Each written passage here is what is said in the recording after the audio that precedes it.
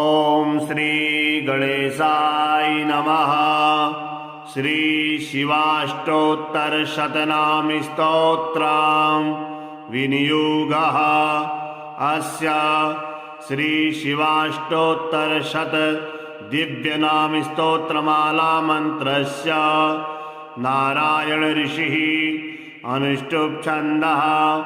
श्री सदाशिवः परमात्मा देवता गौरी उमा शक्ति श्री शाम्ब सदाशिव प्रीत्यर्थे जपे विनियोगः। ओम शिवो महेश्वरः शंभु पिनाकी शशिशेखरः वामदेवो विरूपाक्षः कपर्दी नीललोहितः शंकरः शूलपाणिश्च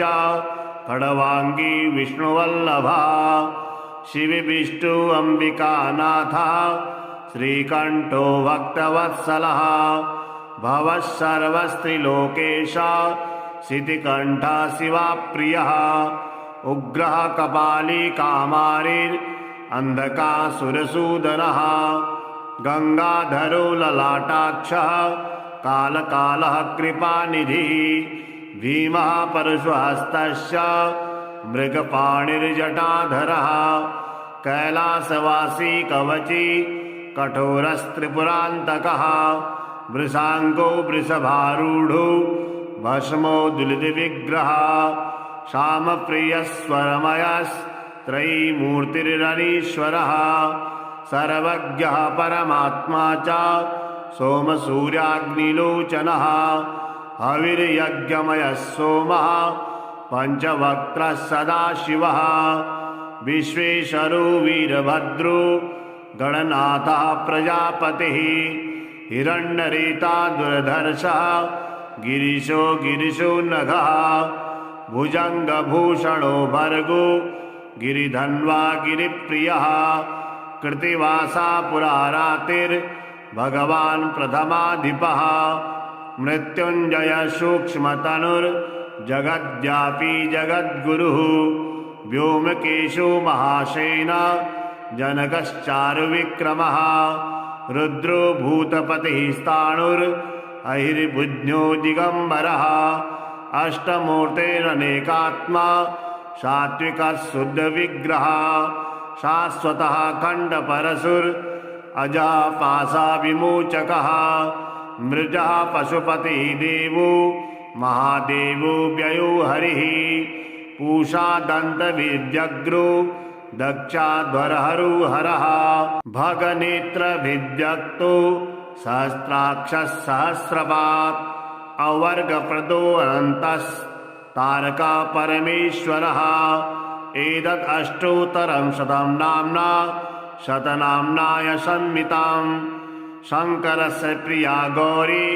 जपत्वा शंभुप्रसादताम् त्रैलोक्यमन्वहं देवी वर्षमेकं प्रयत्नतः अवापसा शरीरार्धं प्रसादात् शूलपाणिनः यस्त्रिसन्ध्यां पठे नित्यं नाम्ना अष्टोत्तरं शतं शतरुद्रीतिरावृत्या यत्फलं लभते नरः तत्फलं प्राप्नुयात् नित्यमेकावृत्या न संशयः सकृद्वानामभिः पूज्य कुलकोटिं समुद्धरेत् बिलपत्रे प्रशस्तैश्च पुष्पैश्च तुलसीदलै तिलाक्षतैर्यजेद्यस्तु जीवन्मुक्तो न संशयः नाम्नामेषां पतुपतिरेकमेवापवर्गदाम् अन्येषां चावशिष्टानां फलं वक्तुं न शक्यते। ओम शिवो महेश्वरः शंभुः पिनाकी शशिशेखरः वामदेवो विरूपाक्षः कपर्दी नीललोहितः शंकरः शूलपाणिश्च खड्वांगी विष्णुवल्लभः शिव विष्णु अंबिकानाथ श्रीकंठो भक्तवत्सलः भवः सर्वस्त्रिलोकेश सितिकंठ शिवाप्रियः उग्रः कपाली कामारिर् अंधकासुरसूदनः गंगाधरो ललाटाक्षः कालकालः कृपानिधिः भीमः परशुहस्तस्य मृगपाणिर्जटाधरः कैलासवासी कवची कठोरस्त्रिपुरान्तकः वृषांगो वृषभारूढो भस्मोद्दुलितविग्रहः श्यामप्रियस्वरमयस्त्रयीमूर्तिरनीश्वरः सर्वज्ञः परमात्मा च सोमसूर्याग्निलोचनः हविर्यज्ञमयः सोमः पंचवक्त्रः सदाशिवः विश्वेश्वरो वीरभद्रो गणनाथः प्रजापतिः हिरण्यरेता दुर्धर्षः गिरिशो गिरिशो नघः भुजंगभूषणो भर्गो गिरिधन्वा गिरिप्रियः कृतिवासा पुरारातिर्भगवान् प्रथमाधिपः मृत्युंजय सूक्ष्मतनुर्जगद्व्यापी जगद्गुरुः व्योमकेशो महासेना जनकश्चारुविक्रमः रुद्रो भूतपतिः स्थाणुरहिर्बुध्यो दिगंबरः अष्टमूर्तेरनेकात्मा सात्विकः शुद्धविग्रहः शाश्वतः खण्डपरशुर अजः पाशाविमोचकः मृजः पशुपतिः देवो महादेवो व्ययो हरिः पूषा दन्तविद्यग्रो दक्षाध्वरहरो हरः भगनेत्रभिद्यक्तो सहस्राक्षः सहस्रपात् अवर्गप्रदो अनन्तस्तारका परमेश्वरः एतद् अष्टोत्तरं शतं नाम्ना शतनाम्नाय संहिताम् शङ्करस्य प्रिया गौरी जपत्वा शम्भुप्रसादताम् त्रैलोक्यमन्वहं देवी वर्षमेकं प्रयत्नतः अवापसा शरीरार्धं प्रसादात् शूलपाणिनः यस्त्रिसन्ध्यां पठे नित्यां नाम्ना अष्टोत्तरं शतं शतरुद्रीतिरावृत्या यत्फलं लभते नरः तत्फलं प्राप्नुयात् नित्यमेकावृत्या न संशयः सकृद्वानामभिः पूज्य कुलकोटिं समुद्धरेत् बिलपत्रे प्रशस्तैश्च पुष्पैश्च तुलसीदलै तिलाक्षतैर्यजेद्यस्तु जीवन्मुक्तो न संशयः नाम्नामेषां पतुपतेरेकमेवापवर्गदाम् अन्येषां चावशिष्टानां फलं वक्तुं न शक्यते। ॐ शिवो महेश्वरः शम्भुः पिनाकी शशिशेखरः वामदेवो विरूपाक्षः कपर्दी नीललोहितः शङ्करः शूलपाणिश्च खड्वाङ्गी विष्णुवल्लभः शिवविष्णु अम्बिकानाथः श्रीकण्ठो भक्तवत्सलः भवः सर्वस्त्रिलोकेशः शितिकण्ठः शिवाप्रियः उग्रः कपाली कामारिर्अन्धकासुरसूदनः गंगाधरो ललाटाक्षः कालकालः कृपानिधिः भीमः परशुहस्तस्य मृगपाणिर्जटाधरः कैलासवासी कवची कठोरस्त्रिपुरान्तकः वृषांगो वृषभारूढो भस्मोद्दुलितविग्रहः श्यामप्रियस्वरमयस्त्रयीमूर्तिरनीश्वरः सर्वज्ञः परमात्मा च सोमसूर्याग्निलोचनः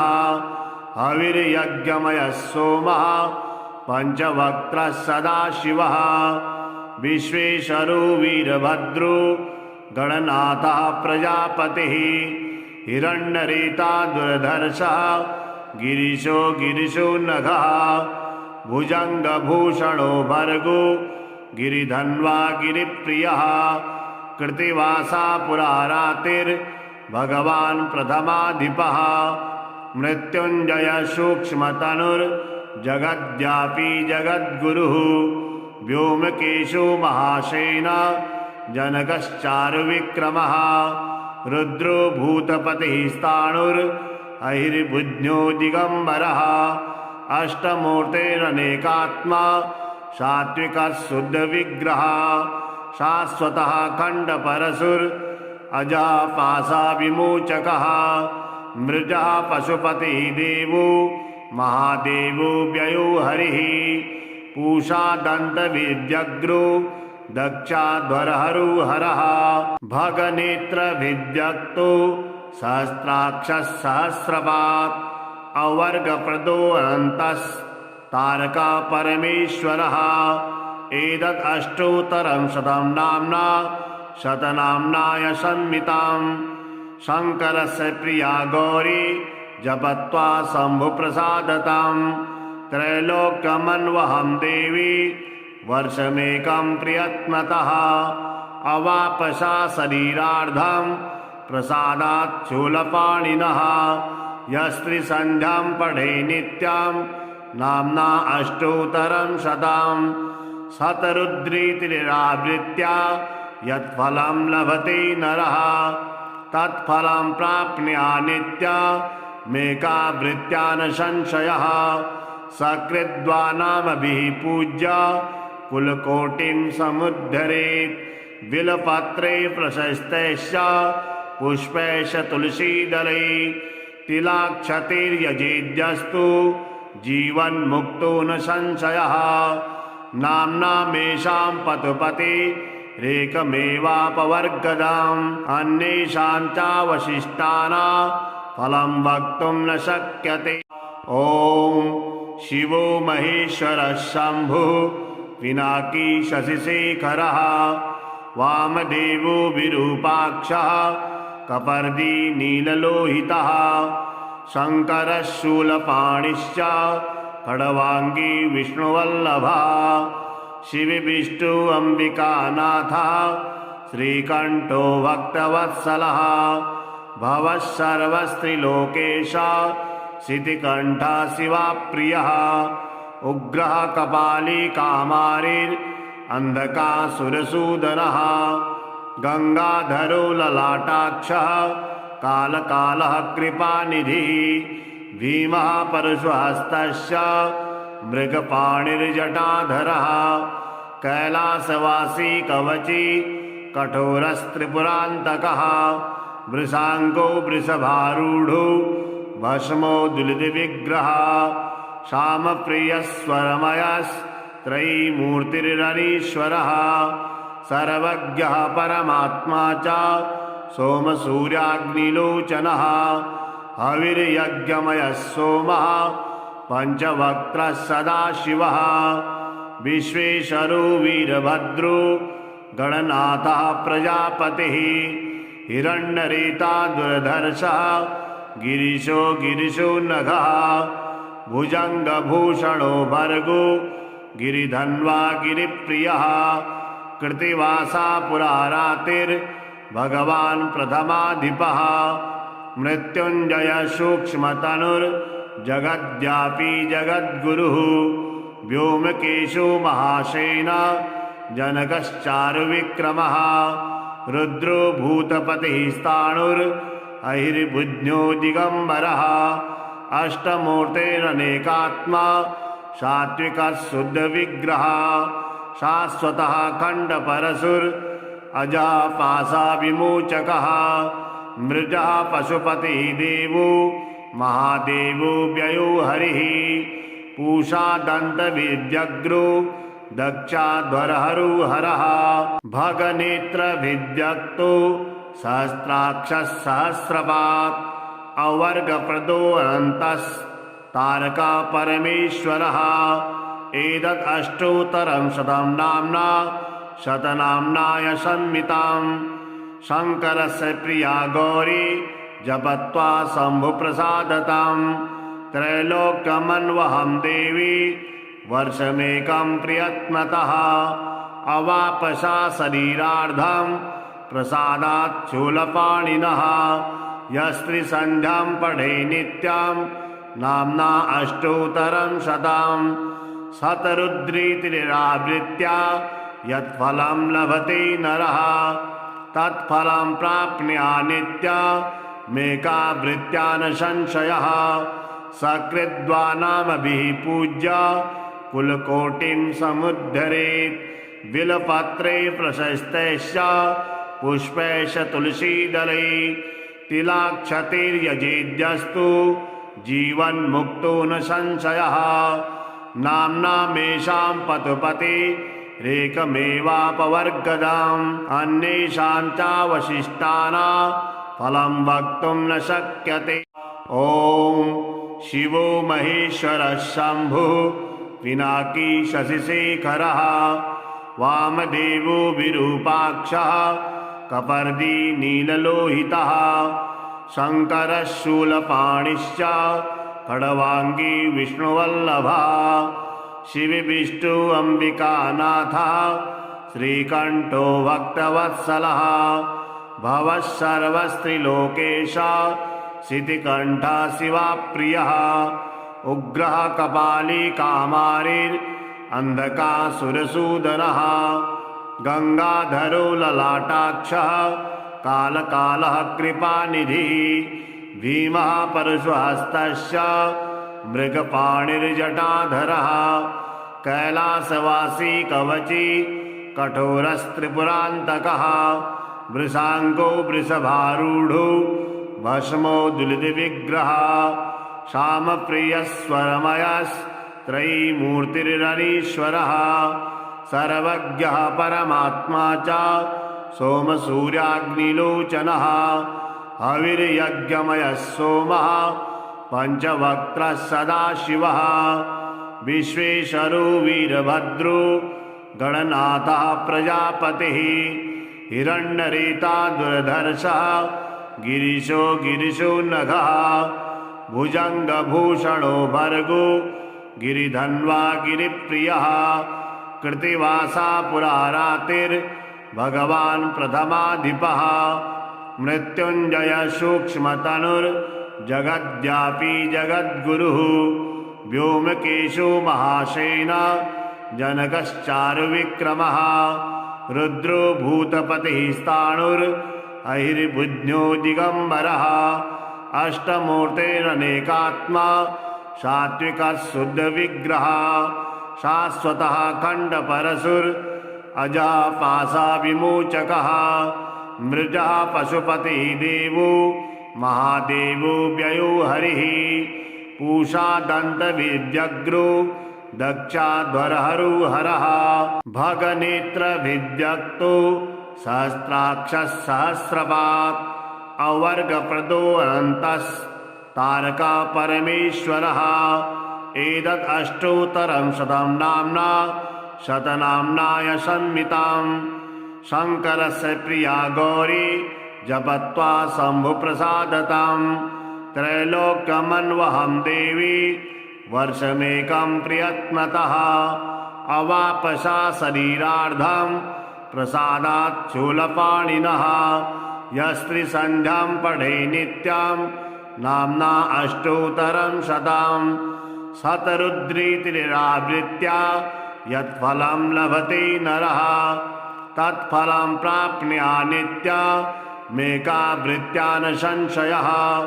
सकृद्वानामभिः पूज्य कुलकोटिं समुद्धरेत् बिलपत्रे प्रशस्तैश्च पुष्पैश्च तुलसीदलै तिलाक्षतैर्यजेद्यस्तु जीवन्मुक्तो न संशयः नाम्नामेषां पतुपतिरेकमेवापवर्गदाम् अन्येषां चावशिष्टानां फलं वक्तुं न शक्यते। ॐ शिवो महेश्वरः शम्भुः पिनाकी शशिशेखरः वामदेवो विरूपाक्षः कपर्दी नीललोहितः शङ्करः शूलपाणिश्च खड्वाङ्गी विष्णुवल्लभः शिवविष्णु अम्बिकानाथः श्रीकण्ठो भक्तवत्सलः भवः सर्वस्त्रिलोकेश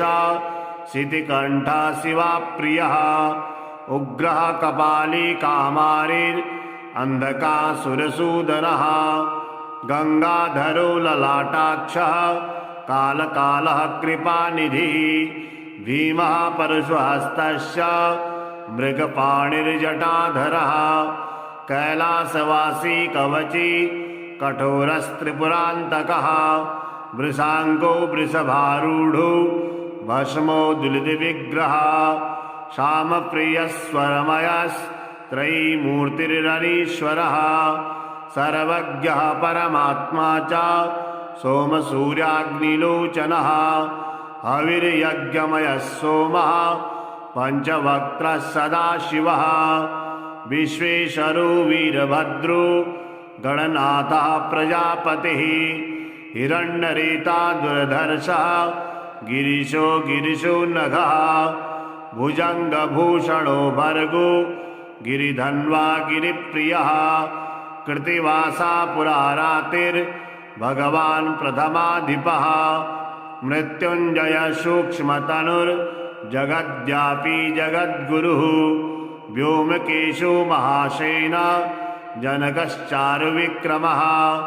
रुद्रो भूतपतिः स्थाणुरहिर्बुध्यो दिगम्बरः अष्टमूर्तेरनेकात्मा सात्विकः शुद्धविग्रहः शाश्वतः खण्डपरशुर अजः पाशाविमोचकः मृजः पशुपतिः देवो महादेवो व्ययो हरिः पूषा दन्तविद्यग्रो दक्षाध्वरहरो हरः भगनेत्रभिद्यक्तो सहस्राक्षः सहस्रपात् अवर्गप्रदो अनन्तस्तारका परमेश्वरः एतद् अष्टोत्तरं शतं नाम्ना शतनाम्नाय संहिताम् शङ्करस्य प्रिया गौरी जपत्वा शम्भुप्रसादताम् त्रैलोक्यमन्वहं देवी वर्षमेकं प्रयत्नतः अवापसा शरीरार्धं प्रसादात् शूलपाणिनः यस्त्रिसन्ध्यां पठे नित्यां नाम्ना अष्टोत्तरं शतं शतरुद्रीतिरावृत्या यत्फलं लभते नरः तत्फलं प्राप्नुया नित्यमेकावृत्या न संशयः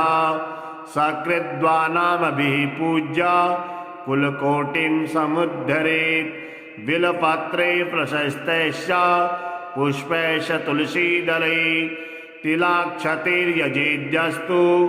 जीवन्मुक्तो न संशयः नाम्नामेषां पतुपतेरेकमेवापवर्गदाम् अन्येषां चावशिष्टानां फलं वक्तुं न शक्यते। ॐ शिवो महेश्वरः शम्भुः पिनाकी शशिशेखरः वामदेवो विरूपाक्षः कपर्दी नीललोहितः शङ्करः शूलपाणिश्च खड्वाङ्गी विष्णुवल्लभः शिवविष्णु अम्बिकानाथः श्रीकण्ठो भक्तवत्सलः भवः सर्वस्त्रिलोकेशः शितिकण्ठः शिवाप्रियः उग्रः कपाली कामारिरन्धकासुरसूदनः गङ्गाधरो ललाटाक्षः कालकालः कृपानिधिः भीमः परशुहस्तस्य मृगपाणिर्जटाधरः कैलासवासी कवची कठोरस्त्रिपुरान्तकः वृषाङ्गो वृषभारूढो भस्मो दुलितविग्रहः श्यामप्रियस्वरमयस्त्रयीमूर्तिरनीश्वरः सर्वज्ञः परमात्मा च सोमसूर्याग्निलोचनः हविर्यज्ञमयः सोमः पंचवक्त्रः सदाशिवः विश्वेश्वरो वीरभद्रो गणनाथः प्रजापतिः हिरण्यरेता दुर्धर्षः गिरिशो गिरिशो नघः भुजङ्गभूषणो भर्गो गिरिधन्वा गिरिप्रियः कृत्तिवासा पुरारातिर्भगवान् प्रथमाधिपः मृत्युञ्जय सूक्ष्मतनुर्जगद्व्यापी जगद्गुरुः व्योमकेशो महासेना जनकश्चारुविक्रमः रुद्रो भूतपतिः स्थाणुर् अहिर्बुद्ध्यो दिगंबरः अष्टमूर्तेरनेकात्मा सात्विकः शुद्ध विग्रह शाश्वतः खंडपरशुर अजः पाशा विमोचकः मृजः पशुपति देवो महादेवो व्ययो हरिः पूषा दंत विद्यग्रो दक्षाध्वरहरु हरः भगनेत्र विद्यक्तो सहस्राक्षः सहस्रपात् अवर्गप्रदो अनन्तस्तारका परमेश्वरः एतद् अष्टोत्तरं शतं नाम्ना शतनाम्नाय संहिताम् शङ्करस्य प्रिया गौरी जपत्वा शम्भुप्रसादताम् त्रैलोक्यमन्वहं देवी वर्षमेकं प्रयत्नतः अवापसा शरीरार्धं प्रसादात् शूलपाणिनः यस्त्रिसन्ध्यां पठे नित्यां नाम्ना अष्टोत्तरं शतम् शतरुद्रीतिरावृत्या यत्फलं लभते नरः तत्फलं प्राप्नुयात् नित्यमेकावृत्या न संशयः सकृद्वानामभिः पूज्य कुलकोटिं समुद्धरेत् बिलपत्रे प्रशस्तैश्च पुष्पैश्च तुलसीदलै तिलाक्षतैर्यजेद्यस्तु जीवन्मुक्तो न संशयः नाम्नामेषां पतुपतिरेकमेवापवर्गदाम् अन्येषां चावशिष्टानां फलं वक्तुं न शक्यते। ॐ शिवो महेश्वरः शम्भुः पिनाकी शशिशेखरः वामदेवो विरूपाक्षः कपर्दी नीललोहितः शङ्करः शूलपाणिश्च खड्वाङ्गी विष्णुवल्लभः शिवविष्णु अम्बिकानाथः श्रीकण्ठो भक्तवत्सलः भवः सर्वस्त्रिलोकेशः शितिकण्ठः शिवाप्रियः उग्रः कपाली कामारिर्अन्धकासुरसूदनः गंगाधरो ललाटाक्षः कालकालः कृपानिधिः भीमः परशुहस्तस्य मृगपाणिर्जटाधरः कैलासवासी कवची कठोरस्त्रिपुरान्तकः वृषाङ्गो वृषभारूढो भस्मोद्दुलितविग्रहः श्यामप्रियस्वरमयस्त्रयीमूर्तिरनीश्वरः सर्वज्ञः परमात्मा च सोमसूर्याग्निलोचनः हविर्यज्ञमयः सोमः पंचवक्त्रः सदाशिवः विश्वेश्वरो वीरभद्रो गणनाथः प्रजापतिः हिरण्यरेता दुर्धर्षः गिरिशो नघः भुजङ्गभूषणो भर्गो गिरिधन्वा गिरिप्रियः कृत्तिवासा पुरारातिर्भगवान् प्रथमाधिपः मृत्युञ्जय सूक्ष्मतनुर्जगद्व्यापी जगद्गुरुः व्योमकेशो महासेना जनकश्चारुविक्रमः रुद्रो भूतपतिः स्थाणुरहिर्बुद्ध्यो दिगंबरः अष्टमूर्तेरनेकात्मा सात्विकः शुद्ध विग्रह शाश्वतः खंडपरशुर अजः पाशा विमोचकः मृजः पशुपति देवो महादेवो व्ययो हरिः